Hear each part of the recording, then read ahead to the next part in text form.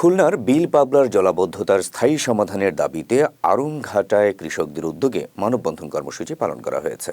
২৬ December বৃহস্পতিবার সকালে ডুমুরিয়া উপজেলার বিল পাবলার ৬টি মৌজার ৩টি ইউনিয়নের ২২টি গ্রামের কৃষকদের উদ্যোগে আড়ংঘাটা বাইপাস সড়কে এ মানববন্ধন অনুষ্ঠিত হয়। এ সময় বক্তারা জানান, বোরো মৌসুমে তারা ধান লাগিয়ে স্বপ্ন দেখছেন। ইতিপূর্বে অনাবৃষ্টির কারণে তাদের ঘেরের বেড়ির শাকসবজি ও ঘেরের মাছ ভেসে গিয়েছে।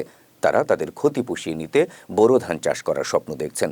কিন্তু হঠাৎ করে বিল ডাকাতিয়ার পানি নিষ্কাশনে পাশখালির দুটি সুইচ গেট খুলে পানি সরালে বিল পাবলা এলাকা ডুবে যায়।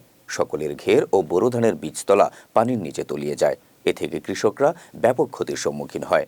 মানববন্ধনে মোহাম্মদ মজনু শেখ, সাইদুর রহমান, আলী আজগর, আউলিয়া শেখ, রিপন সরকার, হান্নান মোড়ল, তৌহিদ বন্দ, আনসার আলী, সচিন ও নিহার মণ্ডল সহ অন্যান্যরা বক্তব্য রাখেন। বিল পাবলার সমস্যা সব দিন, এই পানি নিষ্কাশনের সমস্যা সব দিন থাকে। গত বছরও আমাদের পানির জন্যে অনেক জমি উঠছিল না।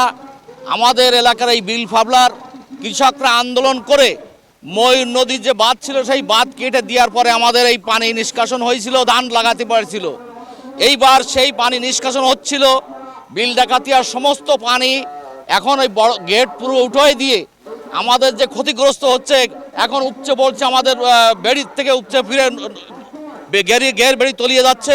বিল ডাকাতের ওনাদেরও ঘর বাড়ি তলানো ছিল, আমরা তাদের কিছু সুযোগ দিছি যে অন্তত তাদের বাড়ির জলটা নেমে যাক, তার জন্য আমরা তাদের সুযোগ দিছি। কিন্তু দেখলাম কি তাদের সুযোগ দিয়ে আমরা আরও ভুল করছি।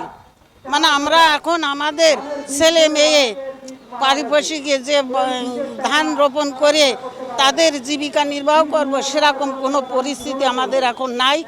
এই জন্য আমরা সবাই মিলিতভাবে এখানে দাঁড়াইছি।